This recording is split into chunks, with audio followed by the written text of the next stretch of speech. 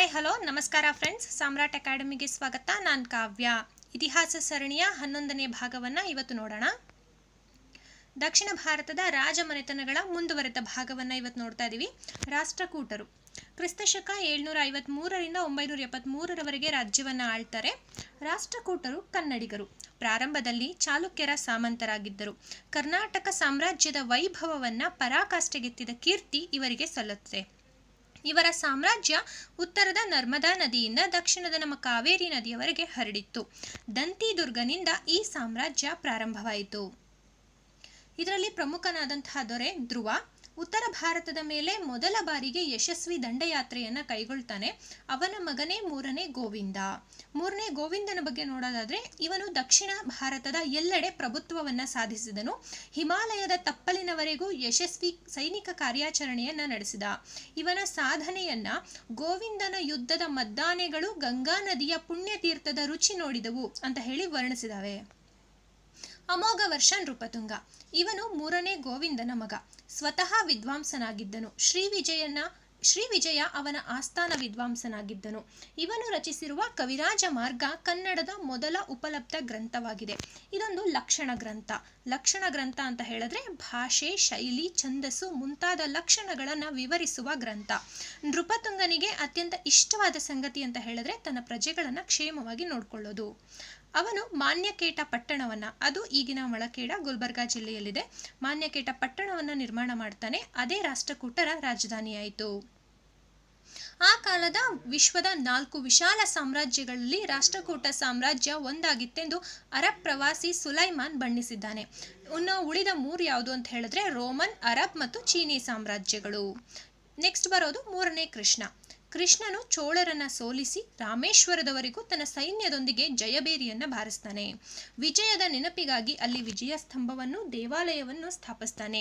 ಇವನು ಪಾಂಡ್ಯ, ಚೇರರನ್ನ ಸೋಲಿಸಿ ಸಿಂಹಳದ ಅರಸನಿಂದ ಕಪ್ಪ ಕಾಣಿಕೆಯನ್ನು ಸಂಗ್ರಹಿಸ್ತಾನೆ. ಕವಿ ಪೊನ್ನನು ಕೃಷ್ಣಯ ಆಶ್ರಯ ಪಡೆದಿದ್ದನು. ಇವನ ನಂತರ ರಾಷ್ಟ್ರಕೂಟರ ಆಳ್ವಿಕೆ ಅವನತಿಯನ್ನು ಹೊಂದಲಾರಂಭಿಸಿತು. ರಾಷ್ಟ್ರಕೂಟರ ಕೊಡುಗೆಗಳು ಏನು ಅಂತ ಹೇಳಿ ನೋಡೋದಾದ್ರೆ, ಇವರ ಮಂತ್ರಿಮಂಡಲದಲ್ಲಿ ವಿದೇಶಿ ವ್ಯವಹಾರ ನೋಡಿಕೊಳ್ಳುವ ಮಹಾಸಂಧಿ ವಿಗ್ರಹಿ ಇದ್ದನು.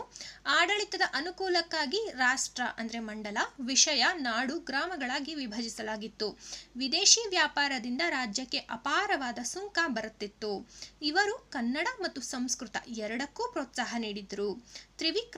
ತ್ರಿವಿಕ್ರಮನು ನಳಚಂಪು ಎಂಬ ಸಂಸ್ಕೃತ ಸಾಹಿತ್ಯದ ಪ್ರಥಮ ಚಂಪು ಕೃತಿಯನ್ನು ರಚಿಸ್ತಾನೆ. ಹಲಾಯುಧನು ಕವಿ ರಹಸ್ಯವನ್ನ ಬರೆದನು. ಜಿನಸೇನ ಗಣಿತಜ್ಞ ಮಹಾವೀರಾಚಾರ್ಯ, ವ್ಯಾಕರಣಶಾಸ್ತ್ರಜ್ಞನಾದ ಶಕಟಾಯನ, ಗುಣಭದ್ರ, ವೀರಸೇನ ಅಮೋಘ ವರ್ಷನ ಆಸ್ಥಾನದಲ್ಲಿದ್ದರು. ಅಗ್ರಹಾರಗಳು, ಮಠಗಳು ಶೈಕ್ಷಣಿಕ ಕೇಂದ್ರಗಳಾಗಿದ್ದವು. ಬಿಜಾಪುರ ಜಿಲ್ಲೆಯ ಇಂಡಿ ತಾಲೂಕಿನ ಸಾಲೊಟಗಿ ಪ್ರಮುಖ ವಿದ್ಯಾಕೇಂದ್ರಗಳಲ್ಲಿ ಒಂದಾಗಿತ್ತು. ಇವರು ಶಿವ ಮತ್ತು ವಿಷ್ಣುವಿನ ಆರಾಧಕರಾಗಿದ್ದರು. ಎಲ್ಲಾ ಮತಗಳಿಗೂ ಪ್ರೋತ್ಸಾಹ ನೀಡಿದ್ದರು. ಅನೇಕ ಶಿವ ವಿಷ್ಣು ದೇವಾಲಯಗಳನ್ನು ನಿರ್ಮಿಸಿದ್ದರು. ಎಲ್ಲೋರ ಮತ್ತು ಎಲಿಫೆಂಟಾಗಳಲ್ಲಿ ಕಲ್ಲಿನಲ್ಲಿ ಕೊರೆದು ಮಾಡಿರುವ ದೇವಾಲಯಗಳು ಭಾರತೀಯ ಕಲೆಗೆ ಇವರ ಉತ್ತಮ ಕಾಣಿಕೆಯಾಗಿದೆ. ರಾಯಚೂರು ಜಿಲ್ಲೆ ಶಿರವಾಳದಲ್ಲಿ ಇವರ ಕಾಲದ ದೇವಾಲಯಗಳಿವೆ. ಪಟ್ಟದ ಕಲ್ಲಿನಲ್ಲಿ ಸುಂದರ ಜಿನ ದೇವಾಲಯವಿದೆ. 1ನೇ ಕೃಷ್ಣನು ಕೊರೆಸಿದ ಎಲ್ಲೋರಾದ ಕೈಲಾಸ ಮಂದಿರ ಏಕಶಿಲೆಯಿಂದಾಗಿದ್ದು 100 ಅಡಿ ಎತ್ತರ, 276 ಅಡಿ ಉದ್ದ ಹಾಗೂ 154 ಅಡಿ ಅಗಲವಾಗಿದ್ದು ಬೃಹತ್ ಬಂಡೆಯನ್ನು ಕೊರೆದು ಕಟ್ಟಲಾಗಿದೆ. ಅಲ್ಲಿಯೇ ಪ್ರಸಿದ್ಧವಾದ ದಶಾವತಾರ ಗುಹಾಲಯವಿದೆ. ನಂತರದಲ್ಲಿ ಬರೋದು ಕಲ್ಯಾಣದ ಚಾಲುಕ್ಯರು. ಕ್ರಿಸ್ತಶಕ 973ರಿಂದ 1189ರವರೆಗೆ ಆಳ್ತಾರೆ. ರಾಷ್ಟ್ರಕೂಟರ ಸಾಮಂತನಾಗಿದ್ದಂತಹ 2ನೇ ತೈಲಪ ರಾಷ್ಟ್ರಕೂಟರ ರಾಜ 2ನೇ ಕರ್ಕನನ್ನ ಪರಾಭವಗೊಳಿಸಿ ಮಾನ್ಯಕೇಟವನ್ನು ವಶಪಡಿಸಿಕೊಂಡು ಕಲ್ಯಾಣ ಚಾಳುಕ್ಯ ಸಾಮ್ರಾಜ್ಯವನ್ನು ಸ್ಥಾಪಿಸ್ತಾನೆ. 1ನೇ ಸೋಮೇಶ್ವರನು ಕಲ್ಯಾಣವೆಂಬ ಹೊಸ ನಗರವನ್ನು ಕಟ್ಟಿಸಿ ರಾಜಧಾನಿಯನ್ನಾಗಿ ಮಾಡಿಕೊಂಡ.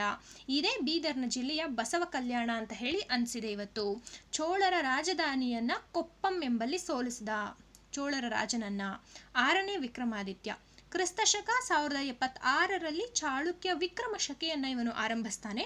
ಇವನು ಹೊಯ್ಸಳರ ವಿಷ್ಣುವರ್ಧನನ ಬಂಡಾಯವನ್ನು ಅಡಗಿಸಿದ. ಶ್ರೀಲಂಕೆಯ ಅರಸನಾದ ವಿಜಯಬಾಹುವಿನೊಂದಿಗೆ ಸಂಪರ್ಕ ಹೊಂದಿದ್ದನು. ಈತನ ಆಶ್ರಯ ಪಡೆದಿದ್ದ ಪಂಡಿತ ಬಿಲ್ಹಣನು ವಿಕ್ರಮಾಂಕ ದೇವಚರಿತ ಎಂಬ ಮಹಾಕಾವ್ಯವನ್ನ ರಚನೆ ಮಾಡ್ತಾನೆ.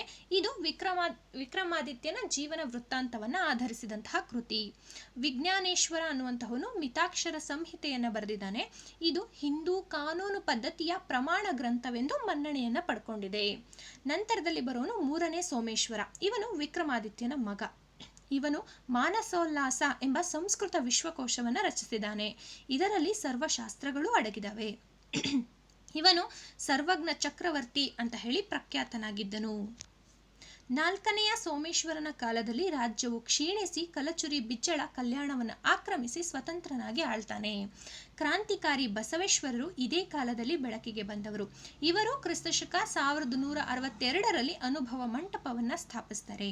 ಕಲ್ಯಾಣದ ಚಾಳುಕ್ಯರ ಕೊಡುಗೆಗಳನ್ನು ನಾವು ನೋಡೋದಾದ್ರೆ, ಭೂಕಂದಾಯದ ವ್ಯವಸ್ಥೆಗಾಗಿಯೇ ಕಡಿತವೆರ್ಗಡೆ ಎಂಬ ಅಧಿಕಾರಿಯನ್ನ ನೇಮಿಸಿಕೊಂಡಿದ್ರು.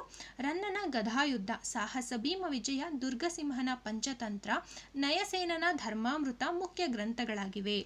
ಗದ್ಯಾಣ, ಪಣ, ದ್ರುಮ್ಮ, ಪೊನ್, ಸುವರ್ಣ ಎಂಬ ನಾಣ್ಯಗಳನ್ನು ಟಂಕಿಸಲು ಲಕ್ಕುಂಡಿ ಹಾಗೂ ಸೂಡಿ ಎಂಬಲ್ಲಿ ಟಂಕಸಾಲೆಗಳನ್ನು ಸ್ಥಾಪಿಸಿದರು.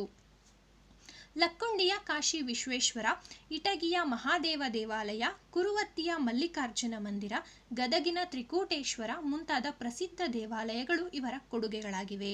ಮಹಾರಾಣಿ ಚಂದ್ರಲೇಖೆಯು ಅನೇಕ ಸಂಗೀತ ವಿದ್ವಾಂಸರಿಗೆ, ನೃತ್ಯಗಾರ್ತಿಯರಿಗೆ ಆಶ್ರಯ ನೀಡಿದ್ದಳು. ಸಂಗೀತ, ನೃತ್ಯ, ಕಲೆ, ಆಭರಣ ಮುಂತಾದ ವಿಷಯಗಳು ಮಾನಸೋಲ್ಲಾಸ ಹಾಗೂ ಎರಡನೇ ಜಗದೇಕ ಮಲ್ಲನ ಸಂಗೀತ ಚೂಡಾಮಣಿ ಗ್ರಂಥಗಳಲ್ಲಿ ವ್ಯಕ್ತವಾಗಿದೆ. ಕೊಪ್ಪಳ ಜಿಲ್ಲೆಯ ಇಟಗಿಯ ಮಹಾದೇವ ದೇವಾಲಯವನ್ನು ಅಲ್ಲಿಯ ಶಾಸನವೊಂದು ದೇವಾಲಯಗಳ ಚಕ್ರವರ್ತಿ ಎಂದು ವರ್ಣಿಸಿದೆ. ನಂತರದಲ್ಲಿ ಬರುವಂತಹವರು ದ್ವಾರ ಸಮುದ್ರದ ಹೊಯ್ಸಳರು. ಕ್ರಿಸ್ತಶಕ 984ರಿಂದ 1346ರವರೆಗೆ ಇವರು ರಾಜ್ಯವನ್ನ ಆಳ್ತಾರೆ. ಚಾಲುಕ್ಯರು ಕ್ಷೀಣಿಸಿದ ನಂತರ ಕರ್ನಾಟಕದಲ್ಲಿ ತಲೆ ಎತ್ತಿದವರು ಹೊಯ್ಸಳರು.